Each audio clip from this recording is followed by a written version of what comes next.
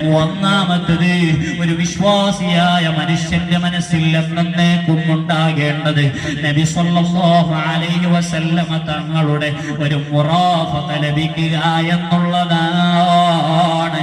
സ്വർഗ്ഗത്തിൽ നബി സല്ലല്ലാഹു അലൈഹി വസല്ലമ തങ്ങളുടെ കൂടെ ആയിരിക്കണം എന്നൊരു ആഗ്രഹം നമ്മുടെ മനസ്സിൽ എന്നെന്നും വേണ്ടതാണ്. രണ്ടാമത്തെ എന്താണ്? അതേ മനുഷ്യ നബി സല്ലല്ലാഹു അലൈഹി വസല്ലമ തങ്ങളുടെ ഇഷ്ടം വെക്കുന്ന ആളാണ്, ആശിഖുർ റസൂലാണ്, മദ്ഹ് പാടുന്ന ആളാണ്, മദ്ഹ് പറയുന്ന ആളാണ് എന്ന് പറഞ്ഞു നടന്നാൽ പോരാ.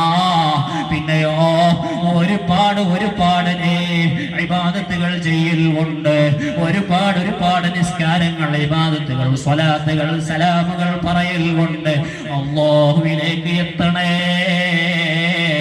എന്നാൽ മാത്രമേ വിജയം ലഭിക്കുകയുള്ളൂ എന്ന് നബി സല്ലല്ലാഹു അലൈഹി വസല്ലമ തങ്ങള് ഇതിലൂടെ ഞങ്ങൾക്ക് മനസ്സിലാക്കി തരുന്നുണ്ട്. ഞാൻ പറയട്ടെ, ഈ റബീഅത്ത് റളിയല്ലാഹു അൻഹുവിന്റെ ഈ സേവനത്തിലൂടെ ഞങ്ങൾക്കൊന്ന് മനസ്സിലാക്കാനുണ്ട്. എന്താണ്? സയ്യിദന്മാരെ ബഹുമാനിക്കുക.